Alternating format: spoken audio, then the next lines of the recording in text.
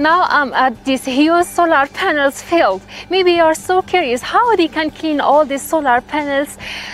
Maybe something impossible. No, I can tell you, maybe it seems impossible, but China has a higher technology to do this. A robot, a self-controlled cleaning robot can clean 1,600 solar panels per day. It's something wonderful, right? 作为全国智慧光伏示范样板，我们依据大数据、云计算、5G 加等创新手段，部署智能无人机巡检、智能清扫机器人。